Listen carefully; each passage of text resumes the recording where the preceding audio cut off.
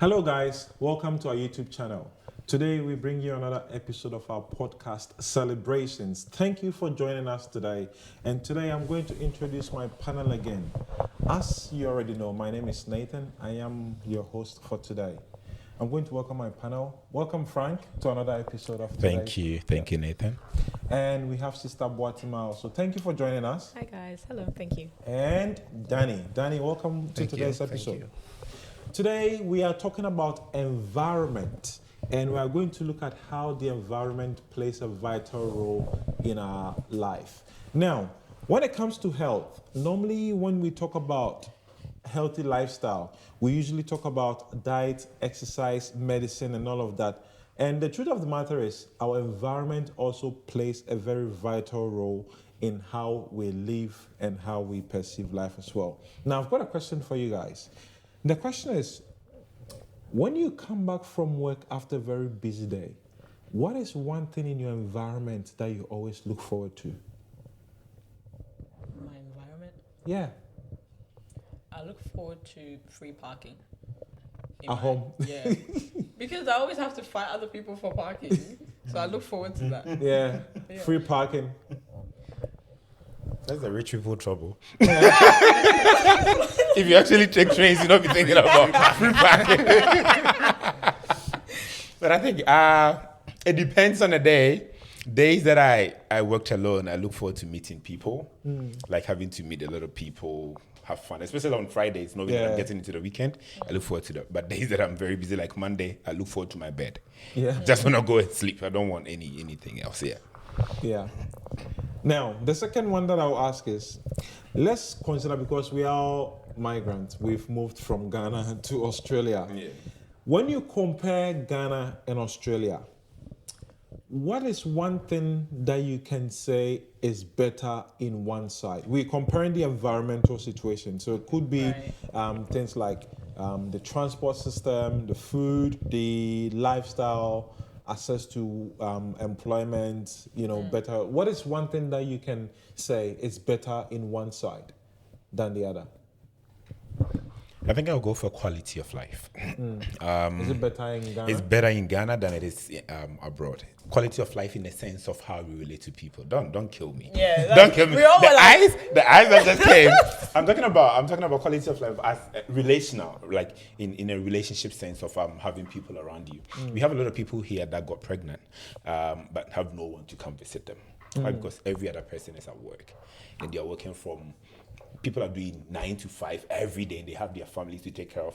Whereas in Ghana, if you give birth, you have the aunties, the whole community is coming to help. And then that individualistic lifestyle that is in abroad or here in Australia, you don't have that back at home. So you always have people to help. You always have people to help you with stuff, help your kids, watch your kids for you. Just sometimes you need to rest, you don't get that. So I believe that Ghana has that quality when it comes to relational and then linking to people. Ghana has that because here there is none. In Australia, employment system. It's better. It's better here than it is at home. I know a lot of people, especially recently we heard that nurses are at home fighting for jobs. Here, if you are able to go through the school, get your certificate, there is always an opportunity for you. So I think that's one thing that is better here and then better at home. Yeah. So community is better at home. At home than it is here. Yeah. But employment is work. Yeah, there is a lot of opportunities here as compared to. Well, let me not say that. There's my uncle will call me for money. But I think I'll take housing. I think my dad is one of those that love watching like Ghanaian progress into like airports and stuff that they're building. He likes watching those on like YouTube. And so you'd see where we came from and where we are now, and still compared to here, it's still better. As in, Australia has it better because, But I see the growth and the progress over time. So housing has a bit of room for improvement. You can see housing, like in terms of infrastructure, in terms of building quality, in terms of materials, in terms of the solar aboso and solar is a lot. You can tell the difference. And Ghana is trying to catch up with that as well. So I can say that, yeah. I think one thing I would say that's better here is how do I say plants. Forestation. Yeah. Forestation, yeah. The Agriculture. greenery is The stuff. greenery. That's the right word. Greenery. Ghana, my guy. Every house, Gutter. everybody wants to cut the tree, cement the house so that this man is rich. Because that in the old times that was how we. So you don't see trees anywhere. You go, they've cut all the trees. Last time I was out, I was going to work. There's a nice tree right by the hospital. The next day is gone. The guy has cut it. Put a kiosk there. Like, this is beautiful tree. So, like, that's the one of the things I think is better here.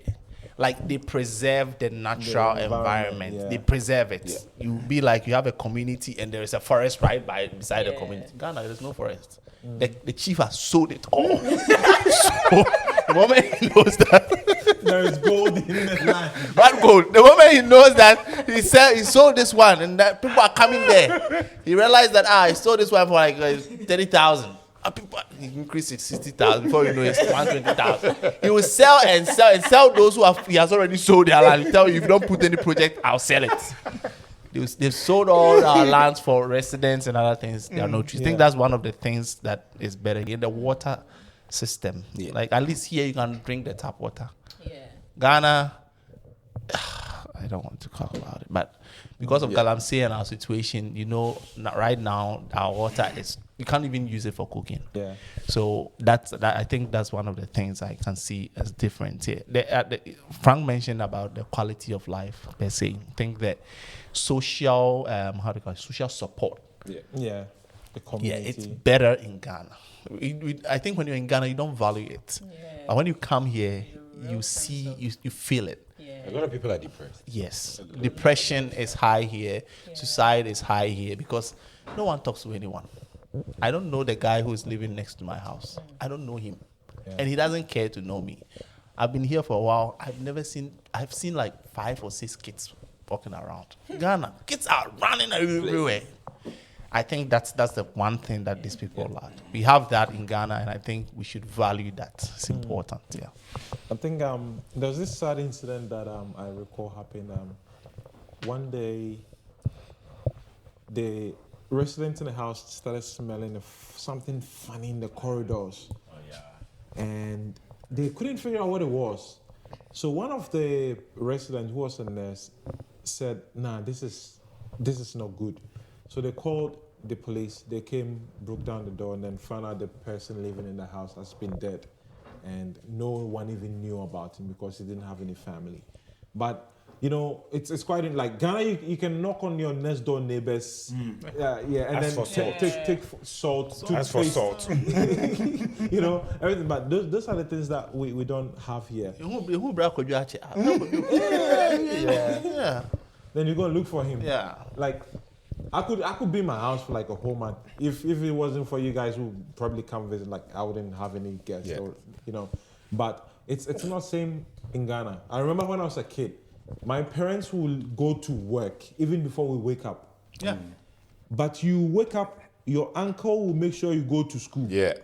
When you come back, his wife will cook, you eat. Make sure you eat. Make sure you do your homework, go to sleep Before before your your parents parents even come. Yeah, sometimes it's not even an uncle. Sometimes the woman next door. Yeah. The kiosk owner being style.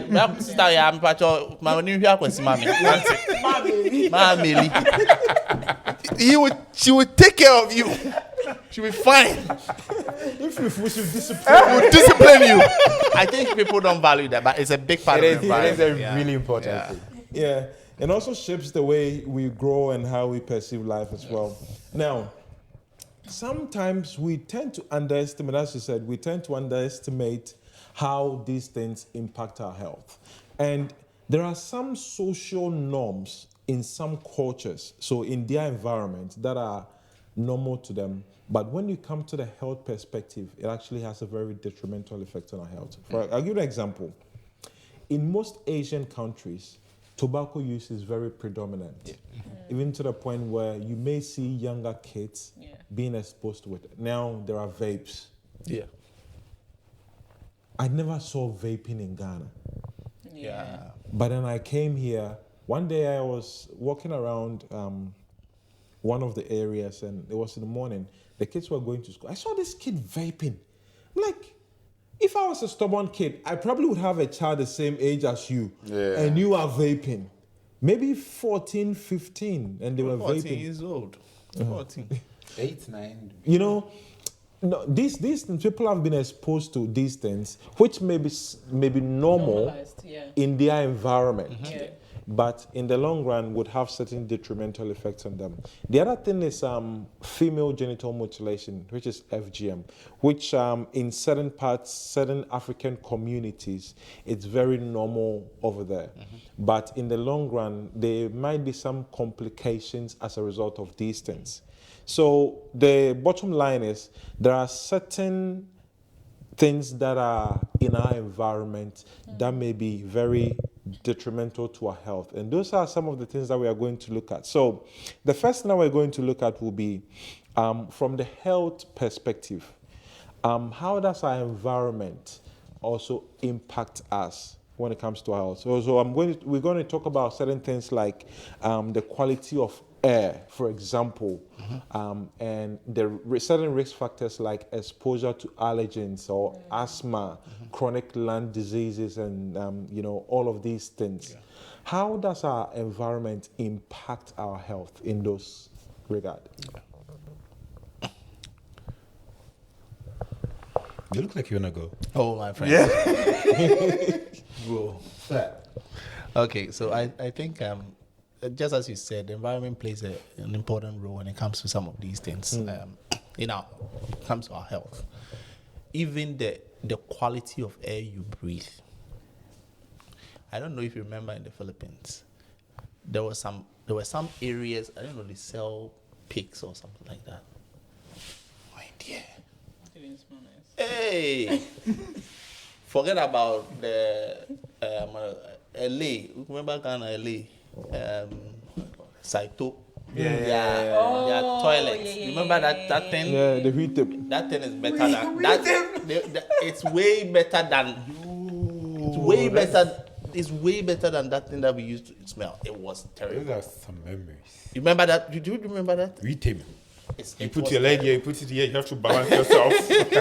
So the quality of air, I'm trying to get to the point, like the quality of air, the environment we live. Some places you don't even get, the air you breathe is polluted because there are gutters everywhere. There's this everywhere. And you don't get good air. So naturally, the air you're breathing is not good, and that's going to really affect you. And then plus, you go to certain areas, Ghana, you can find, not just in Ghana, you go to some African countries, there'll be a factory right next to residential area. Right? You're putting up the fumes and all of that, and then right next to that, your house is there. And then you're pumping it in your house, and you live there.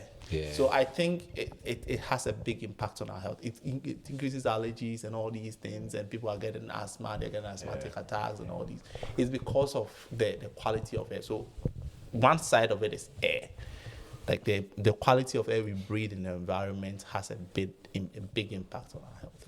I think to flow off of that is like for example, when I came here, one thing that was a very big shock was smokers. Like you would have like spots in Australia where it's designated for smoking.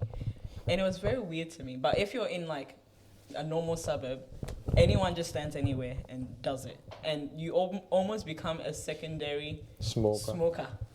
And that is even more detrimental than the person that is smoking themselves. And so when you live in a place like this, you just say I'm moving out of my suburb because you're always smelling that? Because I used to. When you live in like Guildford, Maryland, that place, people come for you. Like they will. Like that place, it's like but if you live like Schofields, Glendale, Liverpool. No, like Box Hill. But at some parts of Liverpool, it's But what I'm trying to say these is people. your environment. I think if you were to conduct a study, as a matter of fact, you know New York, right? The quality of air there is actually so bad. It is compared to the one of China. The quality of air they're breathing in, because of the subways, because of how much pollution is in the place. But when you come to other sides of like any other country, like Australia, you don't see it. You can actually see it in the air. Yeah. Like it's foggy every day, even though there's like sun. It's crazy. But that is the beauty of it. But when you come into Australia, it's a very different space, but we have our problems too. Yeah. Yeah, we have our problems. So sometimes it might not seem as big as, oh, you see the air, it's polluted, but in your space, are you a secondary smoker? Yeah. I remember when I was in Ghana and I was going to Kwadaso. My school was at Kwadaso. And from Sofolai, that time they were doing the interchange. From Sofolai to Kwadaso, very short distance. Dust. The dust. We actually drank it. Like you go and you feel it in your throat. Yes. You feel the dust feel in it your throat. Like You sneeze and there is you dust. feel it so much. When you talk. But do you feel like it had any effects on you? Yeah, it did. I think No, like, individual, like everybody up had to this. now? Up till now. Like, Well, were might they not be able to tell. long-lasting Might be effects? short-term effects Okay. because we always have blocked nose Yeah. and running nose. Right. Yeah. Short-term effects, you do have it, and I think that's why nowadays they're pushing for green environment, like less pollution. That I think it also has its I used to have rhinitis back at home. It was like every 3 months. I used to have it almost all the time. In the Philippines. In the Philippines, I had it. I used to have it when we were in, let me say, the regional area. Yes. When we came to the city, even though there were fumes, I didn't have it as much. I think some people are allergic to the fumes, but I was allergic to pollens. Oh, yeah. So I realized that even here, I went to Central Coast, and it was around the beach. We went to the beach having fun. The next day, because we were under some tree, I had serious rhinitis. And I realized mine doesn't necessarily come from the fumes, it comes from the pollen. So even with that, it depends on what your body system is. But I think everybody else has something that goes wrong in the environment. Yeah. And I think another aspect, we've been talking about air, but the other aspect is water and then the land pollution and all of that stuff. Because the quality of God talk about water. It's terrible some places. Not just the quality of water you are taking in, but the stagnant Ghana, the gutters. Go to Kolegono. No, Kolegono. Kolegono. Anyone who's listening to anyone in Ghana who knows Kolegono, go from Kolebu coming to Jamestown. There's a lagoon. That lagoon there. Government do something about it. My guy. Do you know the number of mosquitoes that are bred in? A lot. And it's killing us.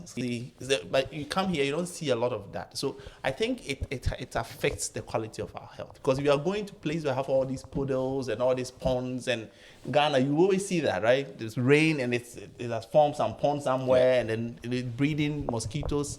And, we get all of that. It's all because of the environment. And I think it's one of the sides. But you see, as you say that, I don't disagree. But then I say that because the effect in Ghana with like water quality, you see it's bad, but rich people or like first world countries have their own problems. Side of it, okay. For example, water in plastics. We all drink water bottles, like in plastic water bottles. And so the effects of that is now the plastic is seeping into our water and we're drinking that. Over the course of time, we are getting cancer. And then also, have you ever thought of who cleans like the underground pipes and like inbuilt pipes that your tap runs through? It doesn't get clean. Nobody. They do. We flash it from time to time. Yeah, I think From time to time. It's like every 4 years. 4 every years. 4 years, depending on the area. There are some areas that they don't.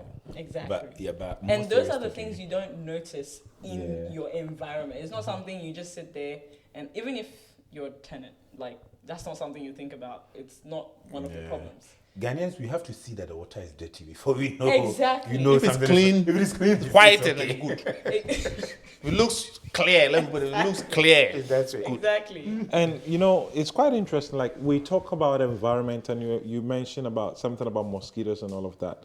And I just opened the 2025 Global Malaria Report, and according to the World Health Organization, it says that since 2000, 2.3 billion malaria cases have been reported, and 14 million deaths. 14 million people have died because they live in an environment which breeds mosquito. Yeah. Since 2000. Since 2000. 14 million. That's a lot. That's a lot. Yeah, exactly. These are deaths that could have been avoided if the environment that people live in was cleaner. I don't know. I do What? research, yes. Some numbers are very...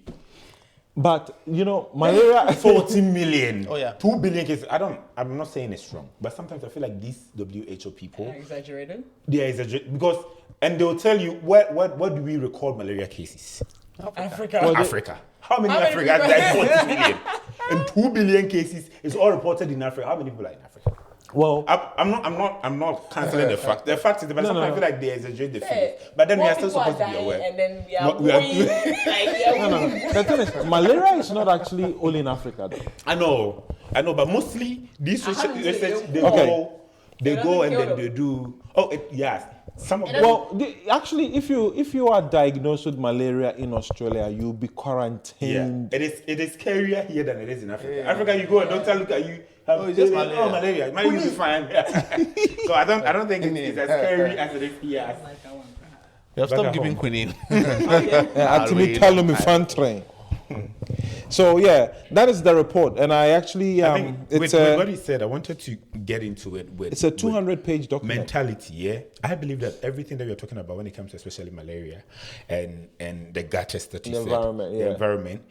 When you look at maybe the system here structures people to do things certain way, Yeah. but in Ghana, I remember as a kid, I saw a lot of people throw their dump into the gutters Yes. and they get choked. Yeah. I know a lot of people that sit by water bodies Yeah. and then open their bowels. Yes. Like they actually open it. You know what I mean? So imagine here, even if you pee outside, I've never seen anybody pee outside. No. It has a good feeling to it. Yeah. Like you go to all these regional areas and you get into the bush and you pee Talk on the about floor. mentality. You pee on the floor. You realize that peeing in the bowl is not an ideal thing to do. It's not as nice if you pee in the bathroom. We But when don't you take the Ghanaian out of when you pee on the floor, pee on the tree. when I went to Central Coast, going to the bush, nobody is there. Pee on the floor, and the bubbles will start coming. It's a good feeling, but I think the system here has structured people to do things certain way, and it protects them. Yeah. So you never see anybody throwing the bin collectors come every Monday, every Wednesday, depending on where you live. People have toilets are readily available everywhere. You walk into all these fast food joints, McDonald's, KFC, you tell them you want to pee. They don't take any money. In Ghana, they are taking 5 cedis just to pee. Why would I come and pee there? I'll go to that woman's backyard and pee there. Even the public toilet. Public toilet, they Somebody has paper there. I selling. believe that when that is curtailed, when we're able to control all these things and the system works in a way that people actually function properly. But sometimes we blame the system, but sometimes to most of us as citizens in Ghana are doing things that cause us these diseases here. Yeah. So we are responsible for our environment one way or the other. Yeah. How we manage the environment would affect how the environment manages us. Yeah. Look after your environment, and the environment will look after you. I think the second thing that we're going to talk about is from the public health perspective, right? Yeah. Access to certain substances that are not necessarily good for us. When you mention about smoking, and in Ghana or certain parts of the world, people can just walk into any shop and then buy anything, But here, there are certain age restrictions that they wouldn't legally not allowed to. So how does the environment play a role in access to illicit substances per se that could potentially harm us in the long run? I think you mentioned a bit of it, that these things comes with policy and then governance and all these things. But a big part of it also comes from mentality of the people. And then certain cultures, like, how do I say, the way that the setup of the culture makes it easy for people to have access to some of these things. You're just talking about, cigarettes and maybe alcohol. Alcohol. You remember when you were in the Philippines? Alcohol. If you are an alcoholic, Philippines is the worst place to be. If you are, because it's like it breeds that. It's a culture where whenever we are having fun, we drink. We're having fun. We drink. Exactly. When they're happy, they drink. They drink. So they are not drinking like drinking drunkards. No, they drink for fun. It's a social event. So if you are somebody that has the propensity to fall, you easily fall into it. Right. But you go to Ghana, now people drink in their rooms. But even in Ghana, it's still there, You budidi, right? Oh, chakakra now, they do fufu and all of that. So men will go for jogging in the morning, they come and then Sunday special. Sunday special. Which are star kakra, we are which are fufu ne kakra. So exactly. So such environment, it breeds these things. So as a young person growing up, you see that the adults are doing it. So it's a natural thing for you to follow the trend and be like, oh, right now I'm 20. I have to also continue to do that. So I think that's the part the environment comes in. You go to other cultures, cigarette smoking is nothing. Some of them weed. I had some friends, I don't want to mention the country, but they told us that his own mom was the one that introduced him to weed. Yeah. The mom gave him weed and be like, oh, okay, I don't want you to go. I'll show you how to do it and do it this. The mother. And it's because of where he grew up. So I think that the environment, the culture that you live in, predispose you or gives you to some of these things because of the way you're raised and then the culture you find yourself in. I think here too, we are fortunate to have access to health, in the sense that we have gyms in our area, we have playgrounds in our areas, Medicare, we have mental health centers that you can just walk into. The system works so much well in our favor that it's easy to access them. And so even though you know that it's there, you are pushed a little bit to go try it out.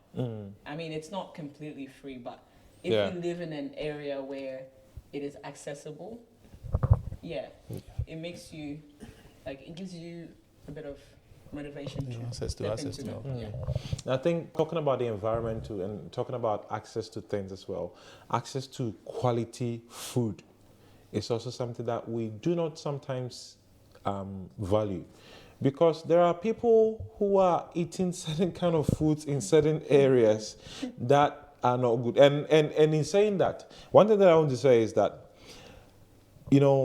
healthy surroundings doesn't always mean healthy living. 100%. Yeah. If you have a healthy surrounding, doesn't always mean you're eating healthy. Like, we may say that Australia is a better place as compared to Ghana in certain environment. But there's so much access to junk food here than in Ghana. So you may be having a healthy environment, like the water is nice, you have access to healthcare and all of that.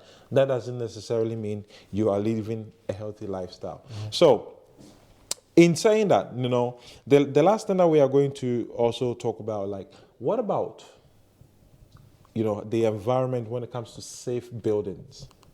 Housing. Okay. Yeah, safe housing. Okay. I think I talked a little bit. You wanna expand on that?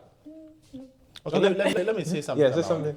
I think housing, sometimes we underestimate the importance of housing.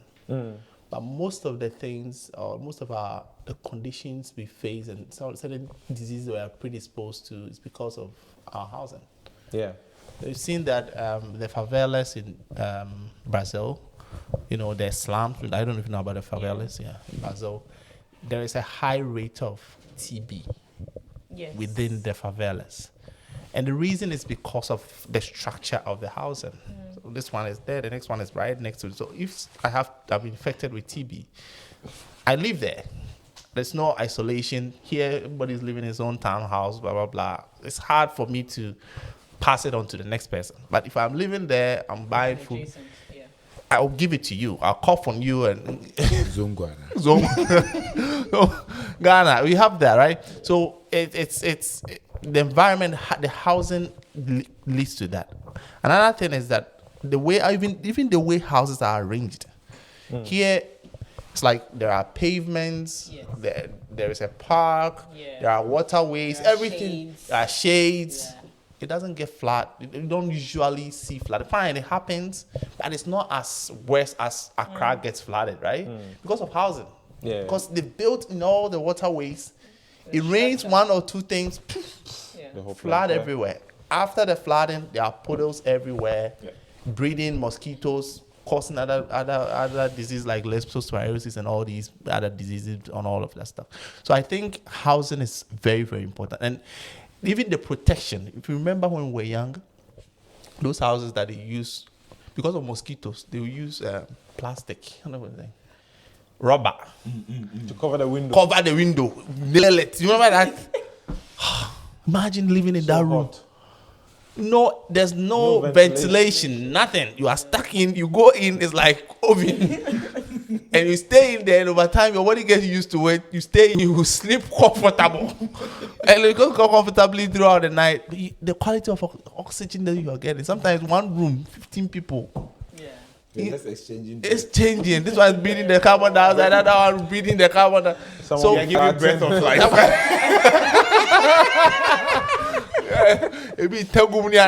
So, but you can imagine, sometimes we underestimate housing, but it's very, very important when it comes to our health. Because if you have proper housing where people have space, sometimes you talk about Ghana, go to UK. And some of these European countries, it's worse. At least in Ghana, if you go and hire your one-bedroom apartment, it's one bedroom. It's big, right? There you go. You cannot even have space to move. Maybe I'm DBT too.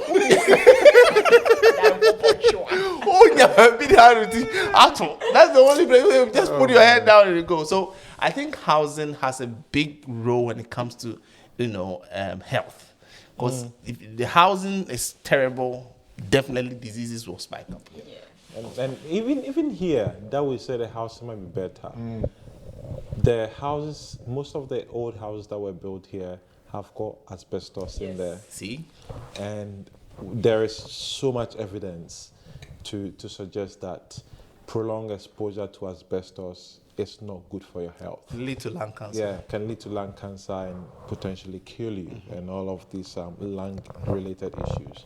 So, in as much as we live in a presumably better environment, doesn't mean we are free from these issues. Yes. Every environment has got its own issues as well. We're going to wrap up our presentation on environment. I'm not sure if anybody has any final comments that they would like to throw in before we go. I think the environment has been given to us as people to take care of. So God created stuff and then put us in charge. Whatever we give to the environment, He gives it back. The reason why we have flood is how we treat our environment. So in Australia, there are a lot of flood cases, especially around Redfern and in the city areas where there are a lot of buildings and there are sewages. So whatever you give to the environment, He gives it back. So if you give it a good... So where we have greeneries, the people have good health because they get good air. But if you decide to build on all these water bodies and then block them, then you're going to get flood. So we as humans should think of what we are doing in the environment and then know that the effects would still bounce back on us. So if you're in Ghana and we are pooing in the water bodies, The water bodies will breed mosquitoes. If you're throwing rubbish in the water bodies, it'll clog at some place and then cause flood. So we have to be taking care of the environment so that the environment will take care of us. I think we talked about environment and missed a big part, especially an issue this issue that's happening in Ghana and part of Africa, galamsey, right? Big issue, big environmental issue. Yeah. And for those who don't know this situation, galamsey is illegal mining in Ghana.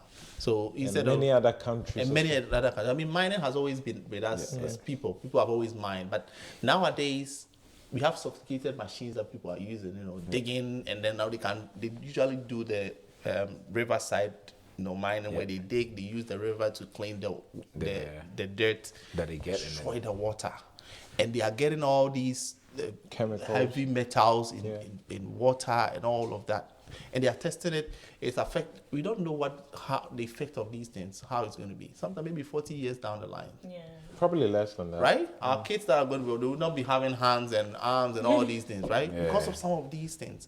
So I think talking about, galamsey, especially illegal mining, that if you are watching us, one of the things that we should all speak against is these things, that we should protect our water bodies and not destroy our land. Because apart from the fact that it destroys water bodies, the pits they create, it kills a lot of young people.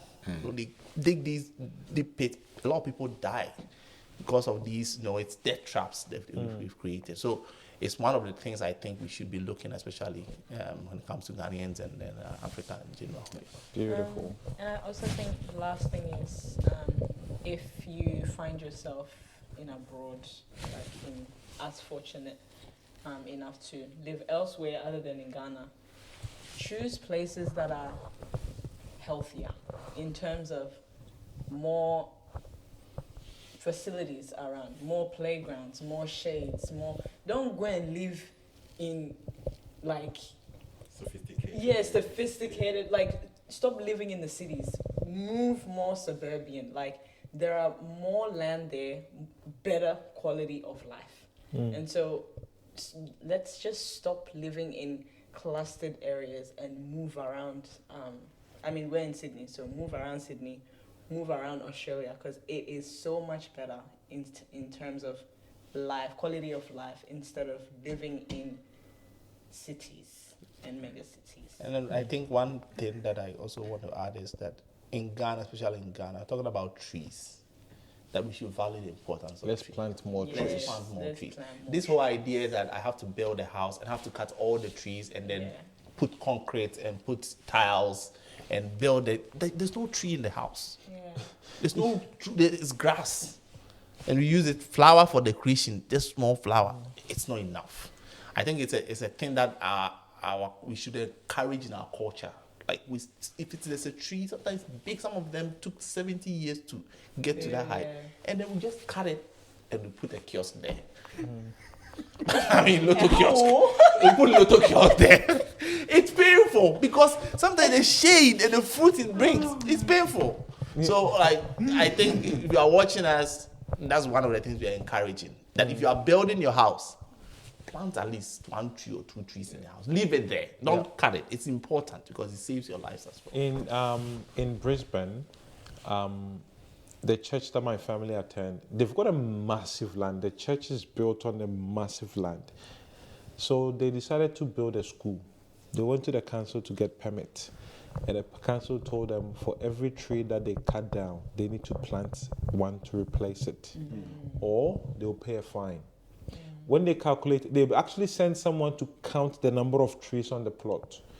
And when they calculated and the fine that they would have to pay if they don't plant, they decided not to build a school. It was too much. Wow. And then you realize that here, if you go home, check, every single house has got a tree in front of it. Yeah. Every single house. Yeah. When I built my house, I had to pay for a tree to be planted in front of it. Every house has to be, you need to plant a tree in front of your house. It's the law. And in Bankstown the other day, I saw a tree that had a police notice on it. And the notice said, the tree has been abused. anyone who has information should report to the police. Abused by who? I think someone cut some part of the tree and Plant abuse. Ghana can't show me. if you have any information, report to the police. True, like it's crazy, man. Ghana. Yeah. We cut it and make charcoal out of it. We'll use it for charcoal. Quick. There's a tree behind my property, and I went to the council to get permit to cut it because the branches were coming over my house, and I was worried. It's a gum tree that if it breaks, it might break half of my property. The council said I'm not allowed to touch it. Is it native? Yeah. You're not allowed to touch it. Insure your property. If you force on it, insurance will pay for it. Okay. The tree is more important than Yeah. the property. Ghana. You cannot cut a tree. Me, the tree should come and destroy my house before. You cannot cut a tree. Before you know, he has got a dormine. Dormine. So yeah, I think the rules here protects the nature, protects the environment, and that is why they have these benefits of, having a lot of trees, quality air in certain areas and stuff like that. The air quality is actually quite better than Ghana, obviously. And then animal life too. Yeah. I think there's a lot of things that we could have like unpacked. unpacked. I think I was thinking about that one. Yeah. But because of time, we're just gonna Put it all in. Yeah. So give a bit of highlights on the things that we could have unpacked.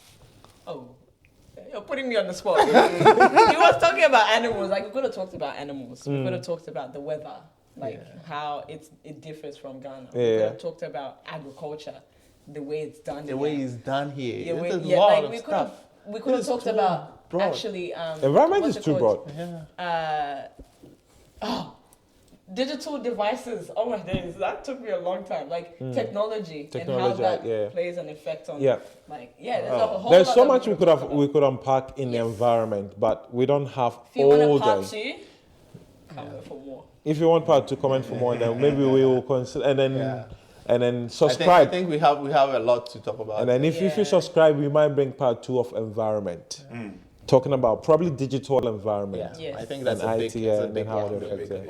Yeah. All right, guys, this brings us to the end of our presentation on environment. If you like this podcast and the topics that we are presenting, please like, subscribe, and share.